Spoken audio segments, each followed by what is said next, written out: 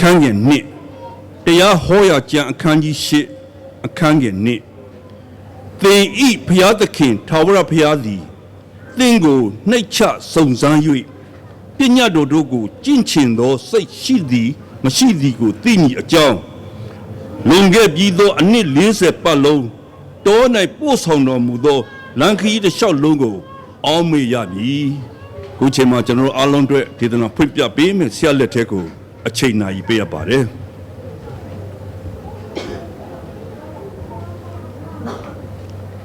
ရှေးဦးစွာ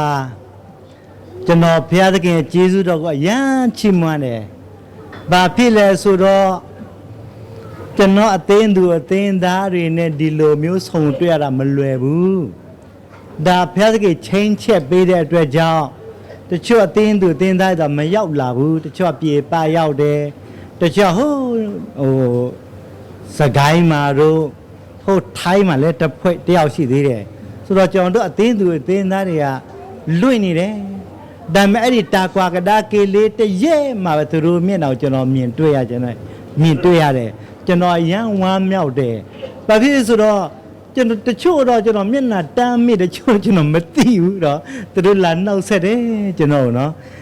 အထူးသဖြင့်ဆရာအဲဆိုဟိုဘာမလဲအင်းမြို့ရွာသူလာမယ်လို့ပြောတယ်ဒါပေမဲ့အခုကျွန်တော်သူမတွေ့ဘူးလိုက်ရှာသေးတယ်ဘာဖြစ်ဖြစ်နော်ဘုရားသခင်ရဲ့ကျေးဇူးတော်ကိုချီးမွမ်းတယ်နော်ကျွန်တော်တို့ဒီလိုအာရပါရဖရာရဲ့ဗိမာန်တော်ထဲမှာလာရောက်စုယုံလက်အတူတကဝုပြုခြင်းအတူတကစားတော့ခြင်းအခွင့်ရတဲ့အတွက်ကြောင့်ဘုရားရှင်ကျေးဇူးတော်ကိုချီးမွမ်းမှာဖြစ်ပါတယ်ထိုနည်း၎င်းပဲကောင်းကင်နိုင်ငံတော်အဲ့လိုပဲတစ်နှစ်တစ်ခါသူ့ရဲ့လူတွေကိုသူခေါ်ပြီးဒီလိုပဲပျော်ပျော်ပါပါနဲ့စားတော့မှာနော်အင်းနောက်ကပတ်တော်ဝင်မြတ်မှာဖြစ်တယ်ဆိုတော့ကျွန်တော်ယောဘဝတ္ထုထဲမှာဖတာအများကြီးပဲလာတာနော်အများကြီးပဲနော်အခုလက်ဖြတ်ကြီးကျေးဇူးတော်ကြောင့်နော်ဖရာသခင်ရဲ့ဗိမာန်တော်ထဲမှာပျော်ရွှင်ဝမ်းမြောက်စွာနဲ့ဒီလိုမျိုးကျွန်တော်တွေ့ခွင့်ရတဲ့အတွက်ကြောင့်ဖရာရှင်ကိုရမ်းကျေးဇူးတင်တယ်နော်ကျွန်တော်တို့အခု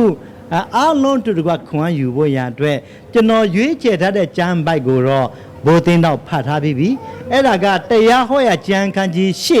ခန်းငယ်နှစ်ပဲဖြစ်ပါတယ်။ဒီဘုရားသခင်ထာဝရဘုရားသည်တင့်ကိုနှိတ်ချစုံစမ်း၍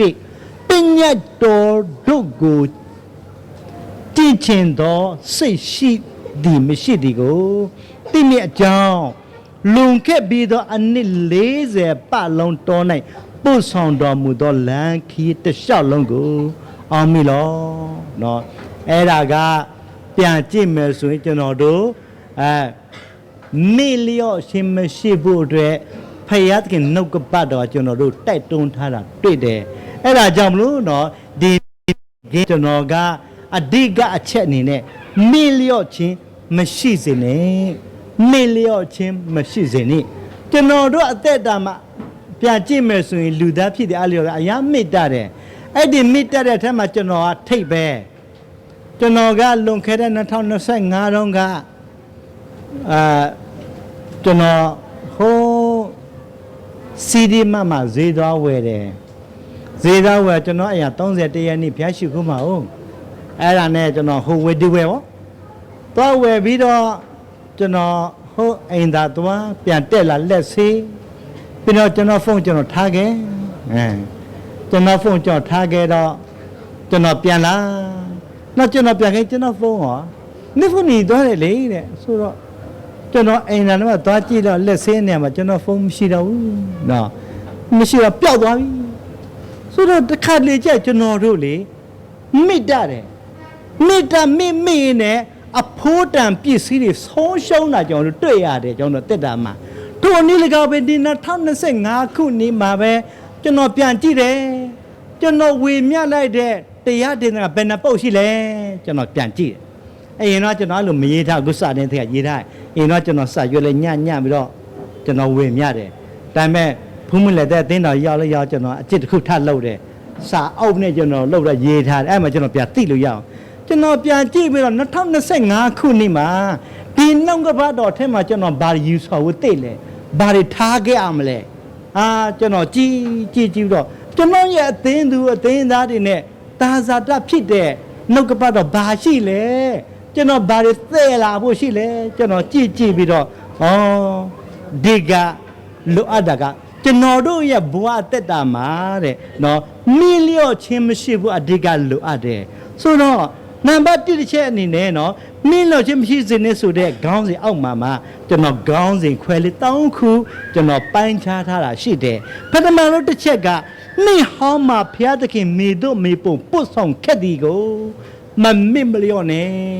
ဆိုတော့103ခုမြောက်သောဆန္လာပိုက်ငယ်1နှစ်ကလည်းဖော်ပြထားပြီးသားအိုးငါဝင့်ခြင်းသာရဘုရားကိုကောင်းကြီးပေးလောအိုးငါရဲ့အထက်မှာရှိသမျှတို့တန့်ရှင်းသောနာမတော်အားကောင်းကြီးပေးကြလောအိုးငါဝင့်ခြင်းသာရဘုရားကိုကောင်းကြီးပေးလောကျေးဇူးတော်ကိုမမေ့မြော့နီနော်ဆိုတော့ကျွန်တော်တို့ပြကြည့်မယ်ဆိုရင်ဖယားသခင်ပို့ဆောင်တဲ့ကျေးဇူးတရားတွေကိုကျွန်တော်တို့မမေ့မလျော့ဖို့လိုအပ်တယ်ဟိုနေ့ဟောင်းမှာဖျက်ငယ်ကျွန်တော်တို့ဘလို့ပို့ဆောင်ခဲ့လဲကျွန်တော်တို့ဘလို့ကြော်လွားခဲ့လဲအဲ့ဒါကိုကျွန်တော်တို့ပြန်ပြီးတော့တတိယဖို့ဖြစ်တယ်အဲ့ဒါကြောင့်ကျွန်တော်တို့တာကွာကဒါကိစ္စပြန်ကြည့်ဖို့ကျွန်တော်တို့တစ်နှစ်တန်လို့လုပ်တဲ့အလုပ်ကိုပြန်ကြည့်ဖို့အတွက်ကျွန်တော်ပြန်ပြီးတော့ဘုရားသခင်ကောင်းမြတ်လိုက်တာ2025ခုနှစ်မှာကျွန်တော်တို့မယူတင်တာကျွန်တော်ထားခဲ့ကြရအောင်ယူတင်တဲ့ຢာလဲဆက်ယူကျွန်တော်တို့သမီးသားစားလိုက်တခါလေကြတဲ့မြတ်ကဟင်းထည့်ပေးလိုက်တယ်ကျွန်တော်တို့ကျွန်တော်တို့ဘုဒ္ဓတော်အမြဲတမ်းပဲပြောတယ်အော်ဆော့နော်အော်ဆော့ဆိုပါလဲတရုတ်စကားမဟုတ်ဘူးကရင်စကားအော်ဆော့ဆိုဘယ်ဒီစီဒီဘူတင်တောင်ဒီစီလာတဲ့တရုတ်လို့ဆော်နေမှလားတော့အော်ဆော့ဆိုတော့ဟာနောက်တော့ဘယ်ဟုတ်မလဲအော်လဲအော်ဆော့လဲဆော့အော်ဆော့ဆိုတော့ကျွန်တော်တို့နှုတ်ကပတ်တော့ကျွန်တော်တို့အော်ခဲ့ပြီးစားခဲ့ပြီး2025စားခဲ့တဲ့ရောက်ကျွန်တော်တို့စားကောင်းတဲ့ဟာကိုကျွန်တော်တို့ပြန်ပြီးတော့ကျွန်တော်တို့အသက်တာမှာယူဆောင်ဖို့ရအတွက်အဓိကလိုအပ်တယ်အော်ဆော့ဆိုတာနော်အော်လဲအော်ဆော့လဲဆော့နော်ကျွန်တော်တို့အသက်တာပဲစားကောင်းယူသွားဖို့တော့ယူသွားမယ်နော်ယူသွားလို့ရှိရင်ကျွန်တော်တို့ဘာဖြစ်လဲအမြဲတမ်းကျွန်တော်တို့အကျိုးရှိမှာဖြစ်တယ်ဆိုတော့ဣသရေလလူမျိုးတွေအကြောင်းကြောင့်နည်းနည်းပြောချင်တယ်ထွတ်မြောက်ရကျမ်းခန်းကြီး24အခန်းငယ်7မှာ18တစ်ချက်အခန်းကြီး30နဲ့အခန်းငယ်1မှ30တစ်ချက်ကျွန်တော်တို့အဲ့ပြန်ဖတ်ကြရအောင်เนาะထွတ်မြောက်ကျမ်းအခန်းကြီး24အခန်းငယ်7မှ18ထွတ်မြောက်ကျမ်းအခန်းကြီး30နဲ့အခန်းငယ်1မှ30အဲ့ဒီမှာကျွန်တော်တို့ဘာတွေ့ရမလဲဆိုရင်ဖယားသခင်ကဣသရေလလူမျိုးတွေအကတုတ်မှာကြုံခံနေတာကိုဖယားမကြည့်ရက်လို့သူထုတ်ဆောင်ခဲ့တယ်ဖယားသခင်ကထုတ်ဆောင်ခဲ့တယ်တလားလုံးပဲဆိုတော့သူ့ရဲ့ရှေ့မှာပင်လယ်နေကြီးကိုလည်းနှချမ်းကွဲစေတယ်ရေမရှိတဲ့ရမှာရေထွက်စေတယ်ခါတဲ့ရေလည်းချိုးစေတယ်သူတို့အစားတော့စားကြလမ်းမှာမာနမှုကျွေးခဲ့တယ်သို့တော့တိနတ်တောင်ချင်းရောက်လဲရောက်ကောမောရှေကပညာတော်ဆေဘောတတ်တဲ့ယူအရက်40ဆိုလည်းမနေတော့မနေကွာနော်တလကြော်တယ်ဘာဖြစ်လို့ပညာတော်ဆေဘောတတ်ယူတာတလကြော်ဆိုတော့လေတော်ကြာတာပဲအဲ့ဒါသူတို့အောက်မှာကြံနေကြတော့ငါတို့ကိုပို့ဆောင်မဲ့လူမရှိတော့ဘူးသူတို့ရဲ့ mindset ထဲမှာသူ့ပို့ဆောင်တဲ့တလားလောက်မောရှေပို့ဆောင်သူထင်မှာပေါ့တကယ်တမ်းကျဖယားသခင်သူ့ပို့ဆောင်ခဲ့တာတလားလောက်ဖယားပို့ဆောင်ခဲ့တာအဲ့ဒါဖယားကိုမိတ်ပြီးတော့ပါပြီလေငါတို့ကိုဦးဆောင်မဲ့လူမရှိတော့ဘူးငါတို့ကိုပို့ဆောင်မဲ့မရှိတော့ဘူးအဲ့ဒါမျိုးအာယုံရင်ငါတို့ကိုရွှေနွားရုပ်လေးလုပ်ပေးပါပို့ဆောင်မဲ့လူအာယုံကလည်းကဲငေးတို့တဘောရှေ့တန်းတောင်းတွေချိုးရွှေတွေချိုးပြီးတော့အရေးဖြိုတော့ရွှေနွားရုပ်ကိုယ်ွယ်ကောင်ဖယားသခင်ပို့ဆောင်ပေးတဲ့ကျေးဇူးတရားတွေကိုမေ့တယ်ဆိုတော့နေ့ဟောင်းမှာဖခင်ပို့ဆောင်တဲ့အရာတွေကိုကျွန်တော်တို့မေ့ဖို့မဟုတ်ဘူးကျွန်တော်တို့ပြန်တော့တတိယဖို့လိုတယ်ဆိုတော့ ရားသခင်ကဣသရေလလူမျိုးတွေကိုအဲ့ကတော့ပြည်ကနေပြီးတော့တဆင့်ပို့ဆောင်ကြအခက်ကအများကြီးကြုံတွေ့ရတယ်အဲ့ဒီအများကြီးထဲမှာဖခင်ရဲ့တက်တဲ့အများကြီးလည်းကြုံတွေ့ခဲ့ရတယ်သို့တော့ဖခင်ရဲ့တက်တဲ့မြတ်ဝါထင်းတွေ့တော်ညာလည်းပဲအကျဉ်းတဲ့ကြက်တဲ့ရောက်ဖခင်ကပြောင်းကောကျွန်တော်တို့အသက်တာလည်းအဲ့လိုမဖြစ်ဖို့အဓိကလိုအပ်တယ်တခါတည်းကျွန်တော်တို့ကိုးကွယ်တာကနွားရုပ်ကိုးကွယ်မှပဲဖခင်မကြိုက်တာမဟုတ်ဘူး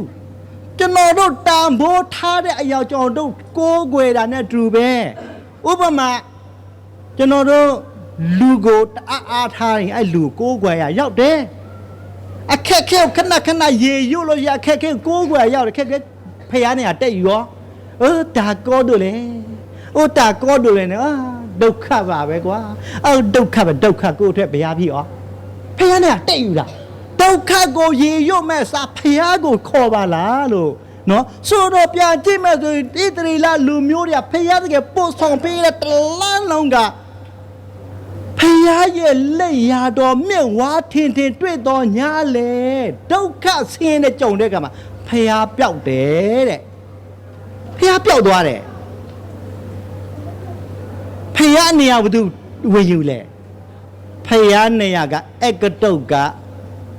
မရှိတဲ့အမွေနဲ့ဝင်ယူတယ်အယူဒဟောင်းနဲ့နေရာဝင်ယူတယ်အယူဒဆွဲဟောင်းနဲ့နေရာဝင်ယူတယ်အကတုတ်မှာရှိတဲ့နွားရုပ်ပြန်တရိရတယ်ဖခင်ရဲ့ကောင်းမြတ်ရုပ်တရိရမယ်အကတုတ်ရဲ့နွားရုပ်တတိရတဲ့အတွက်ကြောင့်အကတုတ်ရဲ့အနာအဲ့ကတို့ရဲ့ယောဂအဲ့ကတို့ရဲ့ကြင်ချင်းနေအဲ့ဒီလူမျိုးတွေကမလွတ်ဘူးတဲ့ကျွန်တော်တို့ဒီ2025ခုနှစ်မှာရှိတဲ့ကြင်ချင်းအမင်္ဂလာတွေလွတ်မြောက်ဖို့ရာအတွက်ထားခဲ့တဲ့နေရာထားခဲ့ကြရအောင်မဟုတ်လို့ရကျွန်တော်အဲ့ဒီကြင်ချင်းနေတော့လွတ်မြောက်နိုင်မှာမဟုတ်ဘူးအဲ့ဒါကြောင့်မလို့ကျွန်တော်တို့အခုကပြန်ကြည့်မယ်ဆိုရင်2026ခုနှစ်ဝင်စားလိုက်တာ ਨੇကျွန်တော်တို့အသက်တာဒီမကောင်းတဲ့အရာတို့ကျွန်တော်တို့ထားခဲ့ဖခင်နဲ့အတူတူလက်လျှောက်သက်ရှင်ကြရအောင်ဖခင်တကယ်ပို့ဆောင်မယ်ဆိုရင်ကျွန်တော်တို့ဖြစ်တဲ့အလုံးအဆင်ပြေတယ်ဆိုတော့ပြန်ကြည့်မယ်ဆိုရင်ဣသရေလလူမျိုးတွေအနေနဲ့ဘာတွေ့လဲဆိုရင်မောရှေကပြည်လေနေရွချမ်းခွဲတယ်ကြောက်ထဲမှာရေထွက်စေတဲ့မောရှေလှုပ်လို့နောက်ဆိုဘာဖြစ်လဲမောရှေကိုဖခင်ပေးနာတဲ့အထိငါမောရှေကိုဆက်တောင်းမယ်ဆိုဒီကောင်နဲ့မောရှေပဲရှိခိုးတော့မှာ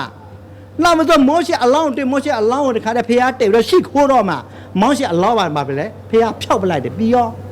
နော်ငါဖះဖြစ်တယ်မောရှေကဖះမဟုတ်ဘူးငါရဲ့အတောင်းတော်ခံအဲ့လိုသိအောင်ပါပြီလေမောရှေနဲ့တူငါနေခဲ့တဲ့ကဲ့သို့ယောရှုအဖြစ်မိတို့နဲ့ငါအတူရှိမယ်ဆိုတော့ဒီ2026ခုနှစ်မှာကျွန်တော်တို့ဝင်စားခဲ့ပြီဒီ2026ခုနှစ်မှာတဲ့နော်နံပါတ်1ဖြစ်နေတဲ့နေ့ဟောင်းမှာဖျက်ခင်မိတို့မိဖို့ပို့ဆောင်ခဲ့သည်ကိုမမစ်မလျော့နဲ့နော်2026ခုနှစ်ဖျက်ခင်ဘလို့ပို့ဆောင်လဲကျွန်တော်တို့ယူသိတဲ့အရာပါရှိလဲထားခဲ့မယ့်အရာပါရှိလဲကျွန်တော်တို့ဘာဖြစ်လို့ဓမ္မဟောင်းဓမ္မသိကျွန်တော်တို့တောင်းလဲဆိုရင်ဓမ္မဟောင်းကအဖြစ်ပြက်တွေကိုကျွန်တော်တို့အတူယူဖို့အတွက်ခွန်အားယူဖို့အတွက်ဓမ္မတိအတိုင်းအသက်ရှင်ဖို့အတွက်အသစ်နဲ့ဟောင်းထားတာခြင်းဖြစ်တယ်အသစ်ပဲဖခင်မထားတာပေးတာဘူးအတိုင်းနဲ့အသစ်အတိုင်းသက်ရှင်ရမှာအဟောင်းတွေတော့စုံတာပဲဖတ်ကြည့်လိုက်နော်ဖတ်ကြစုံတာပဲနော်တခါလေအပြည့်လောက်တာအပြည့်တောင်ကျဒီလောကကြီးမှာသူတို့ကြောင်တော့မလောက်ဘူးတဲ့သူတို့လောက်ခဲ့ပြီဟုတ်မှာနော်ဟုတ်မှာတဲ့ယောဂပြတဲ့မျိုးရှိနေပြီသူတို့လောက်ခဲ့တယ်အဲ့ဒါကျွန်တော်တို့ကြည့်ပြီးတော့ခွန်အားယူရမယ်ကျွန်တော်မလုံမိဘူးမသဲလာမိဘူးတခါလေသူတို့အကောင်းတာလောက်တာတွေလည်းကျွန်တော်တွေ့လေကျွန်တော်သဲလာခဲ့ဥမာသူတို့ထားတဲ့အရာတွေဖះဘောမြစ်ဂရိထားတဲ့အရာဖះရဲ့ပညာတော်စောင့်ရနေကျွန်တော်ယူနော်ယူရမယ်ထားခဲ့ရမယ့်အရာတွေကိုနော်ကျွန်တော်တို့ဒီဘုရားသခင်ကကျွန်တော်တို့ရွေးချယ်ခွင့်ပေးတယ်အဲ့ဒါကြောင့်မလို့နေ့ဟောင်းမှာဘုရားသခင်ကျွန်တော်တို့ဘလို့ပို့ဆောင်ခဲ့လဲအဲ့ဒါကျွန်တော်တို့စဉ်းစားပြီးတော့ဘုရားရဲ့အလိုတော်နဲ့အညီလိုက်လျှောက်သက်ရှင်ကြစို့နံပါတ်1တစ်ချက်အနေနဲ့တဲ့ကျွန်တော်တို့ကြွယ်ဝချင်းနဲ့ ရှံထွက်ခြင်းခံစားရရှိဖို့ရအတွက်ဖယားသခင်အားဦးသီးနှင့်ဆယ်ဖို့တဖို့ကိုပေးဖို့ရမမစ်မလျော့နဲ့မေ့လျော့ခြင်းမရှိစေနဲ့ကျွန်တော်တို့ကျွေဝချင်းနဲ့ရှံထွက်ခြင်းခံစားရရှိဖို့ရအတွက်တဲ့အဦးသီးနဲ့ဆယ်ဖို့တဖို့ပေးရန်တဲ့မေ့လျော့ခြင်းမရှိစေနဲ့ဆယ်ဖို့တဖို့ဟုတ်ဓမ္မဟောင်းကလေးကလေဘာပြောဒီတိတဲ့လာခဲ့တယ်ကောင်းကြီးဖြစ်လို့တဲ့ရတာထားခဲ့မယ်ရတော့ထားခဲ့ရမယ်မထားခဲ့တဲ့လားကျွန်တော်တို့တဲ့ရမယ်ဆရာတယောက်ကကျွန်တော်ပြောတယ်ဆရာအတင်းတော့ဆရာစေဘုဒ္ဓတင်ပေးလားကျွန်တော်မတင်ရဘူးဥဆုံးအသေးရောတော့တခါမပြောဘူးဆရာအတင်းတော့အဲအကြောင်းဆင်းရတာကျွန်တော်တင်အဲ့လိုမဆင်းရပါဘူးလို့ဟာဆရာဒီတဲ့ချမ်းသာအမဆရာအဲ့တော့တင်ပေးဆရာတင်နေတိုးတယ်ဆရာချစ်လို့ရလားတင်ပေးဆရာတိုးတယ်ပို့ပြီးတော့ဝါလာအောင်ဆရာတိုးတယ်ပို့ပြီးတော့ကောင်းကြီးခံစားရအောင်အဦးဆုံးသောအသီးနဲ့ဆယ်ဘုတ်ဘုတ်တင်ပေးပါဆရာကျွန်တော်တိုးတယ်ကျွန်တော်တင်ပေးတယ်အဲ့ဒါတွေအဲ့ကြောင့်ကောင်းစားတယ်ဆရာကျွန်တော်အလူငွေလိုချင်လို့ဒီမြပြောနေပါမယ်ဆရာရဲ့ကျွန်တော်မပြောပြတဲ့ဟာပြောရမယ်ဆရာယူမယူဆရာပြောမယ်တောင်းဆရာတောင်းအဲ့ဒါနဲ့ကျွန်တော်ဆယ်ဘုတ်တဖုတ်ကို2025ခုနှစ်နည်းနည်းလေးဟောလိုက်တယ်ဘာဖြစ်ဟောဆိုဆယ်ဘုတ်စလုပ်တာဟုတ်မဟောလို့မှမရပဲနည်းနည်းလေးဟောတော့နည်းနည်းလေးကောင်းကြီးဖြစ်လာကြောတွေ့တယ်အခုတည်းအသေးဘုတ်တင်တယ်2026ခုနှစ်မှာကျွန်တော်တို့စားကောင်းတဲ့အရာကျွန်တော်တို့ကောင်းကြီးဖြစ်မှရကျွန်တော်ထပ်ပြောပါရစေနော်ဆိုတော့ကျွန်တော်တို့ယုံကြည်သူသားသမီးတွေအတွက်ကောင်းခြင်းမင်္ဂလာဘုရားကဖွင့်ဟပေးတာလမ်းစာရှိတယ်အဲ့ဒီလမ်းစာကဥဆုံးသောအသီးနဲ့ဆက်ဖို့တဖို့ဖြစ်တယ်အဲ့ဒါကိုမမှန်ထားကျွန်တော်တို့ဥဆုံးသောအသီးနှိစပြီဘာတသီးမှကြောင့်မတူ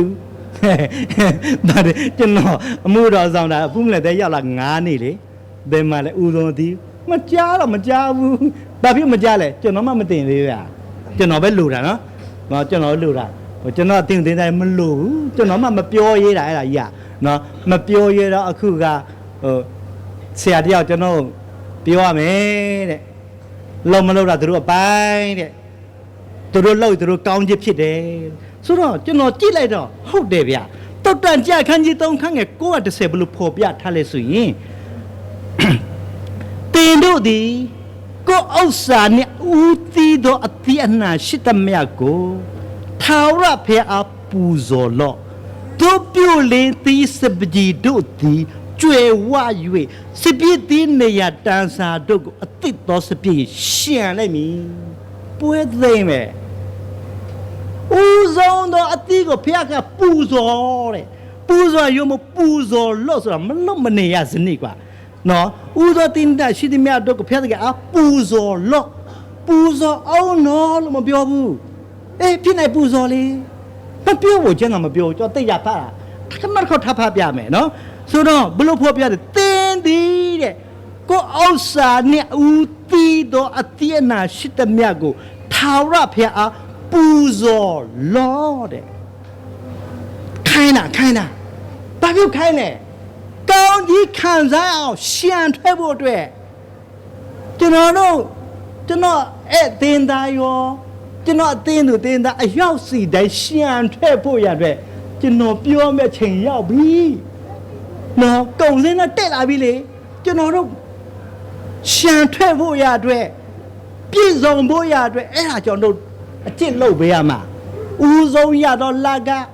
ဦးဆုံးရတော့အသီးဦးဆုံးရတဲ့အရာမှတည်းမြတ်ဖျက်ငယ်ပူဇော်ကြည့်ပါပြီလေဆိုတော့သူကပူဇော်လို့ဆိုပြီးတော့အမိတ်ထုတ်ထားတယ်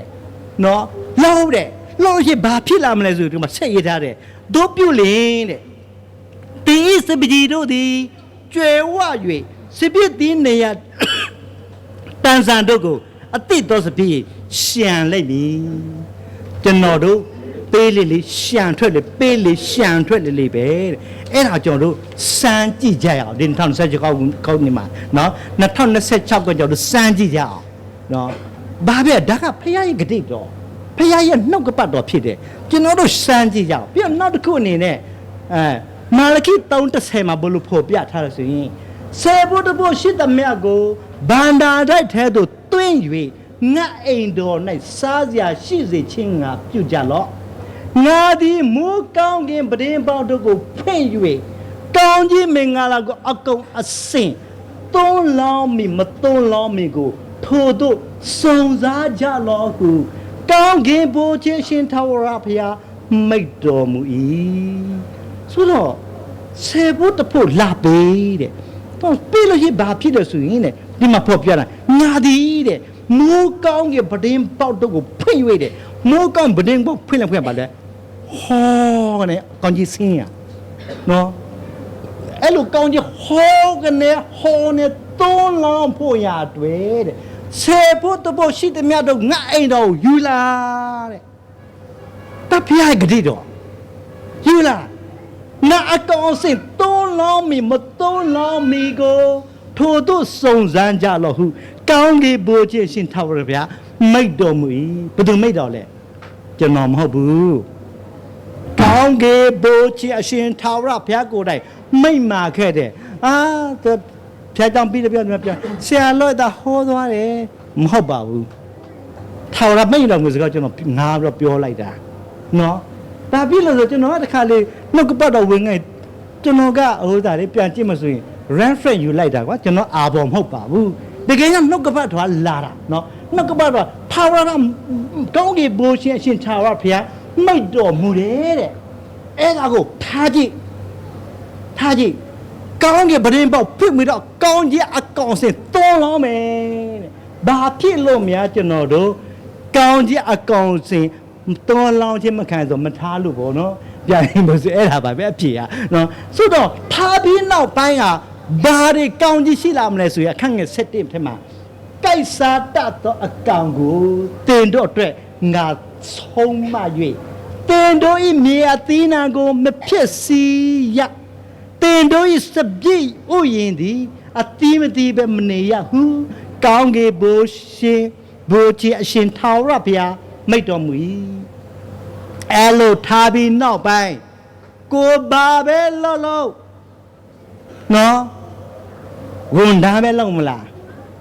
ကောင်းမင်းလှုပ်ပဲလှုပ်မလားအန်ဂျီပဲလှုပ်မလားဘာပဲလှုပ်ရှံထွက်ပဲ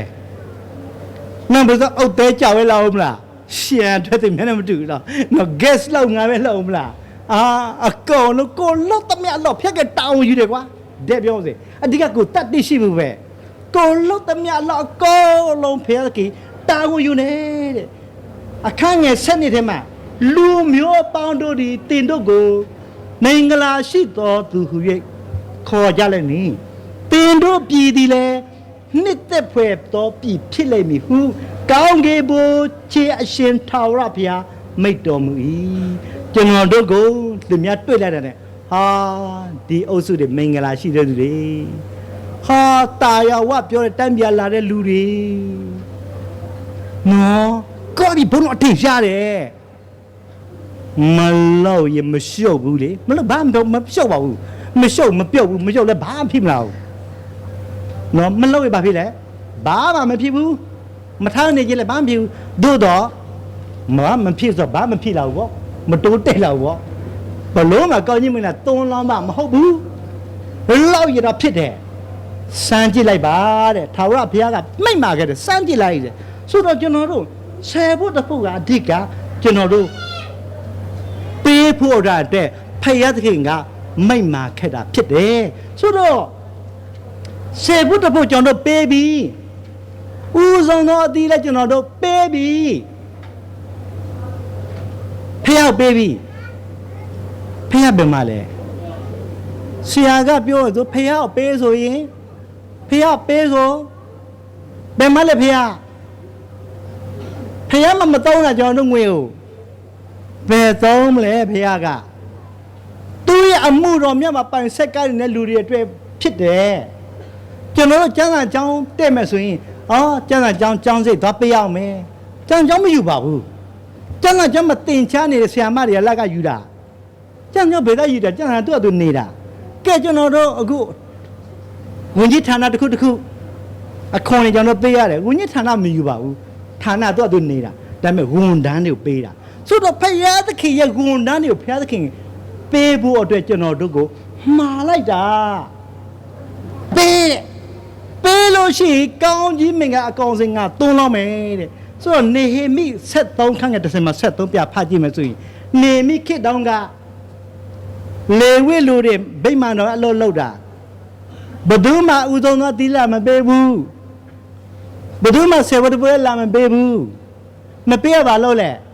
လဲပြထုံစားတယ်ဘယ်ရမလဲကိုယ်ဘိုက်ရှိတယ်လေလဲပြထုံစားတယ်တိမ်လေးနေပြန်လာတယ်ဘုရားရှိခိုးတယ်လဲအကြောင်းမဟောတယ်ဟိုနှုတ်ကပမပါတော့ဘူးနော်စဘာဈေးဘယ်လောက်ရှိလဲဟောလိုက်တယ်တွေ့တယ်မှန်အကုန်ဟောတယ်ဆိုတော့ပြီးရောလေဒါနဲ့တိတ်တပတ်ပြီးရောဒါပေမဲ့နေမိပြန်လာတော့ဖះเจ้าကဗိမာန်တော်စုပ်ပြတ်စတွေ့တော့နေမိတာဒိုးဘွားလေဝိပဲမှာလေဘယ်မှာကြီးပြောဟဲ့ဒီခေါ်ဘယ်လိုဖြစ်လဲဗိမာန်တော်စုပ်ပြတ်စကောင်းပြီဘယ်လိုဖြစ်လဲနေမီ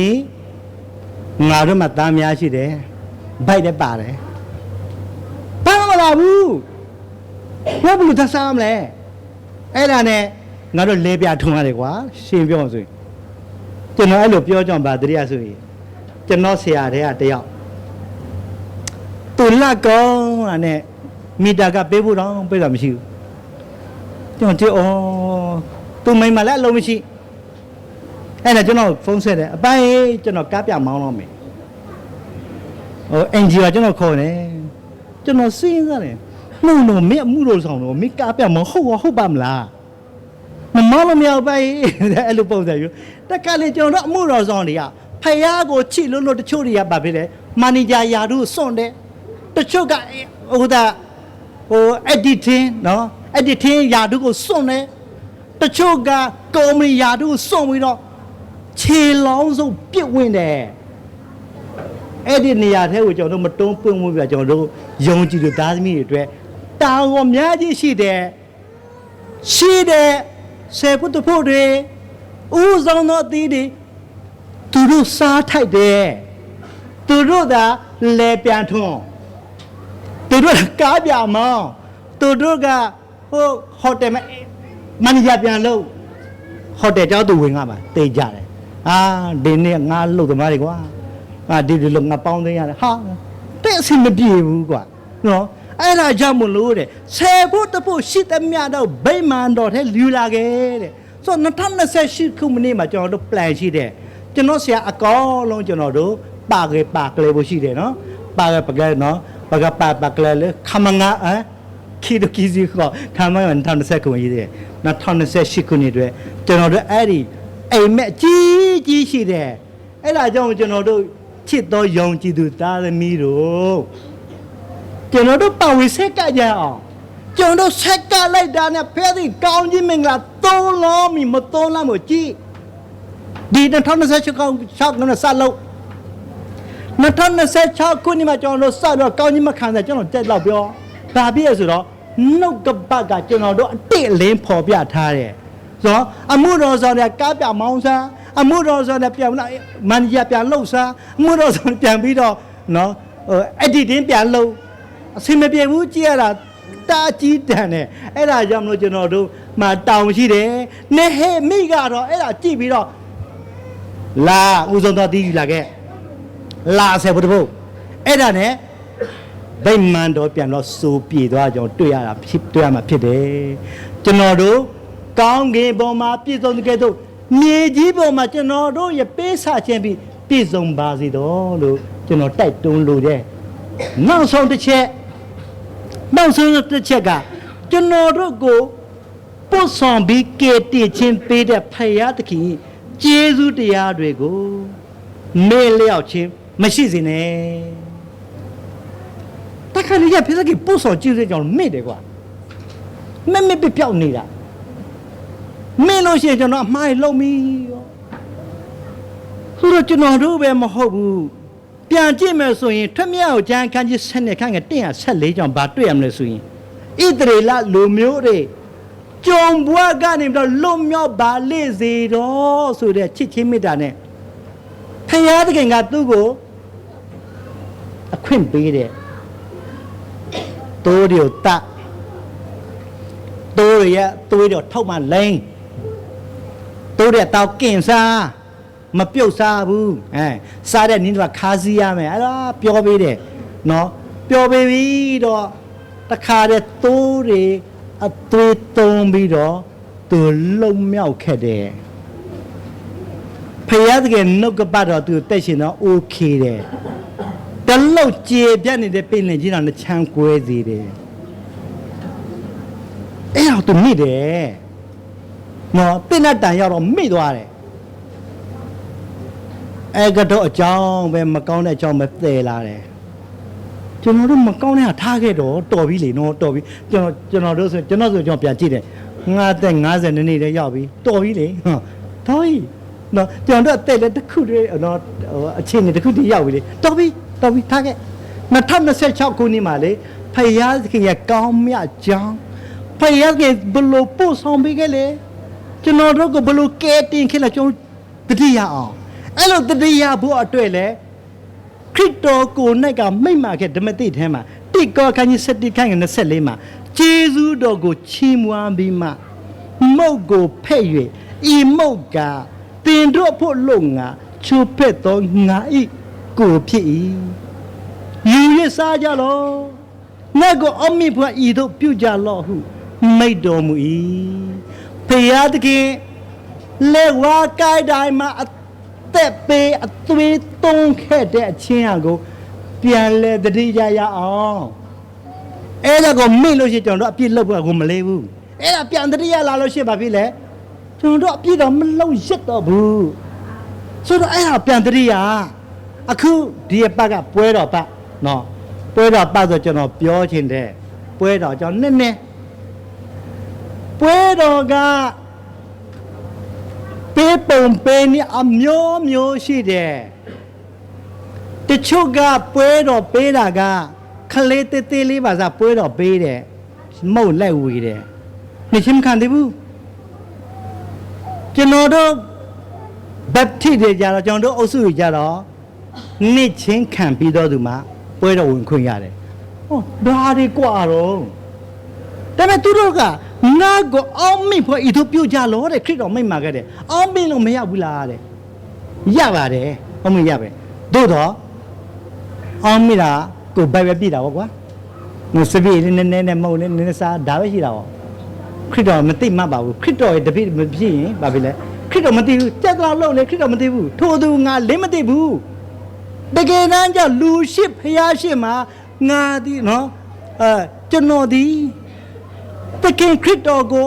မိမိကဲတင်ပါရှိလက်ခံပြီးလူရှိဖျားရနှစ်ချင်းရုံမှသာလေခရစ်တော်သိတာ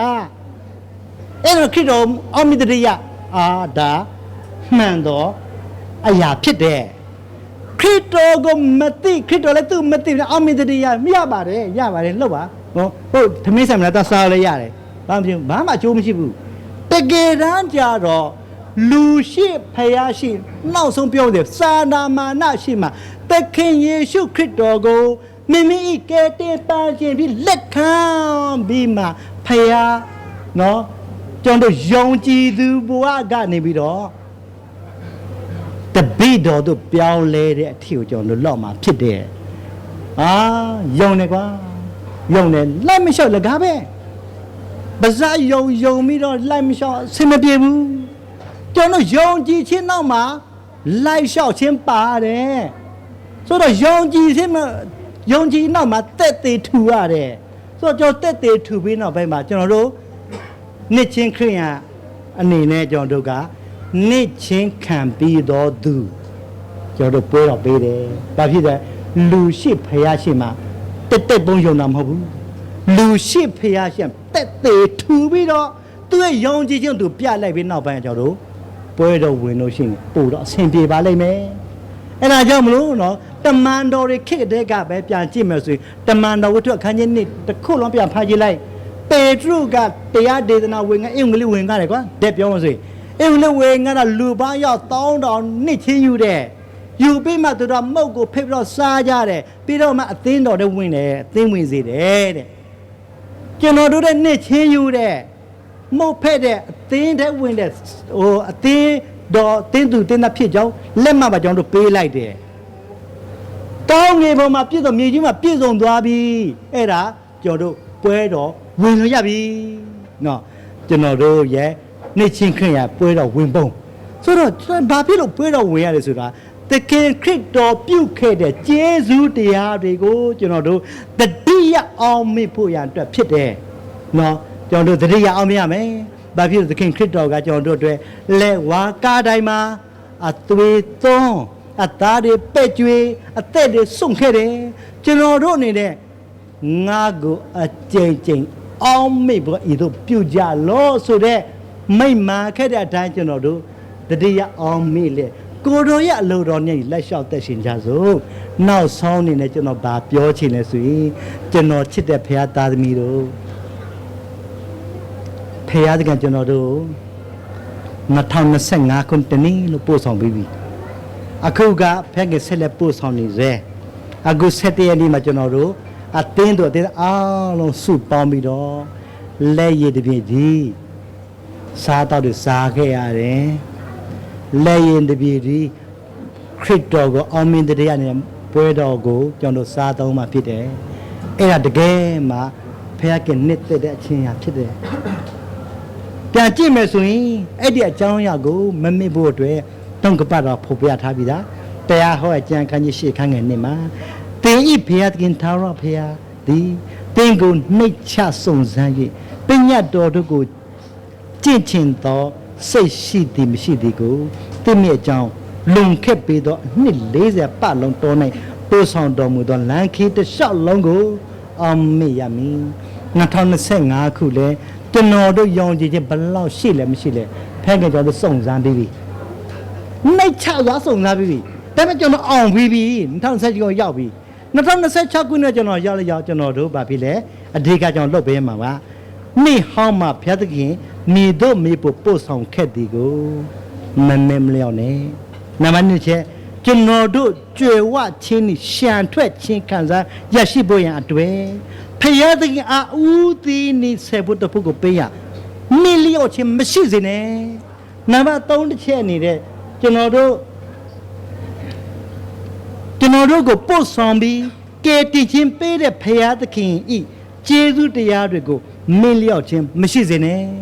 အဲ့ဒီအချက်3ချက်ကို2026ခုနှစ်ကျွန်တော်တို့ယူဆောင်ဝတ်တင်လက်ဆက်လက်သက်ရှင်ကြစို့လို့တိုက်တွန်းနေကောင်းချုပ်တဲ့ဂျာနာတို့ရောက်စီရဖျားတိုင်ကောင်းကြီးပေးပါစေ